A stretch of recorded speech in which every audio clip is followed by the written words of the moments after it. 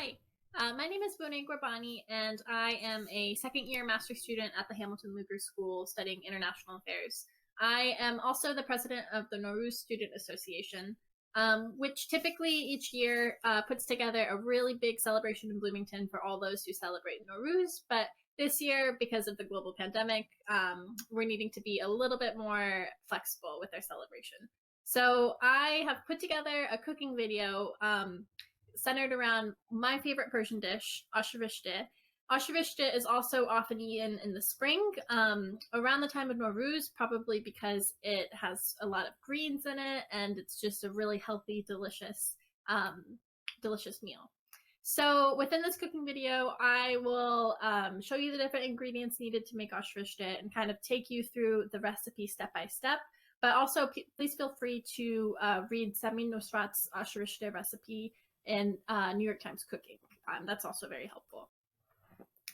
Altogether, for this recipe, you need about 2 hours of cook time. So on March 20th, we are going to come together, whoever's interested, and do a live cooking event. So please use this video to sort of understand the basics behind this recipe and figure out which ingredients you need and how to prepare. And then on March 20th, we will be doing it all together. So just a quick rundown of the time frame for cooking this dish. It takes about 20 minutes to grill your onions at the beginning, and then we'll kind of put the rest of our ingredients in and let it cook down a bit, and it'll take about an hour to simmer, and then afterward it'll take about another 30 minutes to add the final ingredients. So the thing about Persian food is that it usually takes quite a while to prepare and make, but that's one of the reasons why it typically turns out so delicious, in my opinion.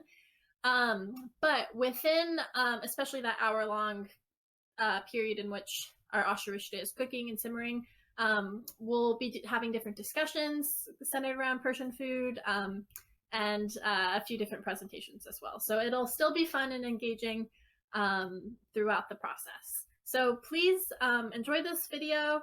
Let me know if you have any questions at all, and I look forward to cooking with you all on March 20th. Thank you. Now I'm going to quickly run through all of the ingredients in this recipe. So Ash-e Reshteh has a lot of greens. So here we have 2 pounds of spinach washed and cut into small pieces, and we also have 2 bunches of parsley, 2 bunches of dill, and 1 bunch of chives. You can also use green onions. That works just as well, in my opinion. We have lentils, so you can use green lentils or brown lentils. I have brown lentils here. Chickpeas and white beans. I pre-soak these overnight, but you can also use canned beans. That works well as well. Reshteh noodles. So these you can find online or at an international grocery store. We also have garlic, lots of onion cut into small pieces, and I also put shallots in here as well. And I saved a little portion of the onion. At the end, we're going to fry these thin portions of the onion to put on top of the Ash-e Reshteh, so I saved this as well. And for some of the spices, we have dried mint. You can find this online or at an international grocery store. Turmeric, salt and pepper, of course. And I'm also using a little bit of fenugreek. And the last couple of ingredients, I'm going to be using some chicken broth and also some water, or you can use, 2 quarts of chicken broth or no chicken broth at all, or vegetable broth, really whatever you want. And then this is kind of one of the main ingredients as well as the Reshteh noodles. This is kashk. In English, it's known as whey. You can also find this online or at an international grocery store. And if you're vegan, I found that one substitute for kashk is using coconut cream or coconut milk. That sometimes works as well. Step 1 for Ash-e Reshteh, and basically the first step of all Persian dishes, is grilling or frying your onions. So I'm going to start with a generous amount of butter, but feel free to use really any type of cooking oil you like. And after the butter, I'm going to throw in all of our onions that we have preserved. So we're going to let We're gonna let our onions get nice and golden, and it'll take probably about 15 to 18 minutes. And be sure to stir occasionally as well. And now that our onions are nice and golden, we're gonna add the garlic to the pot as well. Next, we're gonna add a little bit of salt to the onion and the garlic. We are going to start adding our beans. So I have about a cup of the chickpeas and the white beans all mixed together. And I'm also going to add about a cup of the lentils as well, which is probably just about all of that.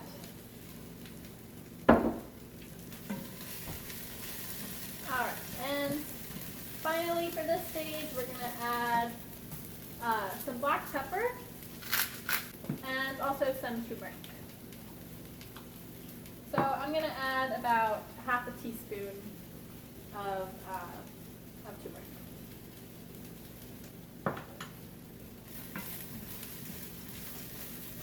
Next, we're going to add our final few ingredients for now before letting the Ash-e Reshteh simmer for about an hour. So I'm going to add a quart of chicken broth.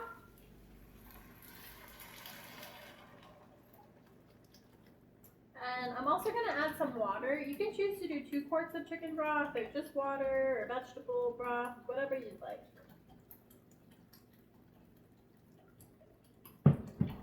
And we're also going to add all of our greens. So this seems like a lot of spinach, but it will cook down. So you can slowly add your spinach to the pot.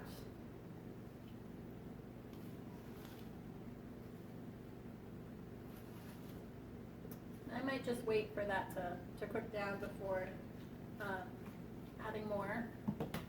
And we also have our parsley and chives and dill to add as well.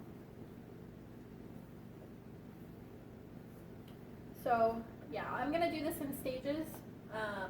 Continue to add the greens and maybe a little bit more water. Alright, now that I actually have all the greens in the pot, it took some time for them to cook down. I'm going to add a little bit of a spice called fenugreek, and this is optional. I just really like the taste of it, so I'll actually add a couple of pinches of that. And then you can see that, you know, it's basically at a boil now. So I'm going to let it continue boil for a couple more minutes probably, and then afterward, I'll cover it and leave it to simmer for about an hour.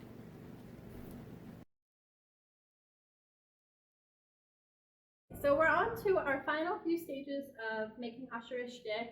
So first I put about a cup and a half of kashk into this bowl, and I took just about a ladle of the liquid from the ash, and I put it in and mixed it.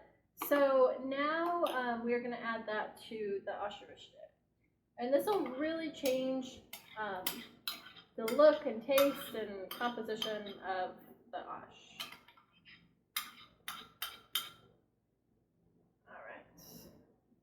Alright. And along with the kashk, we are also going to add our Reshteh noodles. So I'm just going to slowly add these and break them in half, you know, similar to making spaghetti. And both of these ingredients will really thicken the soup. So while it's cooking, if you feel the need to add a little bit more water, you might need to do that. So now that we have the kashk and the Reshteh, we're going to increase the heat again and bring it back to a boil. And we're going to let it cook for about 30 more minutes. And that's it for now, and after this we will be ready for our final stages of Ash-e Reshteh.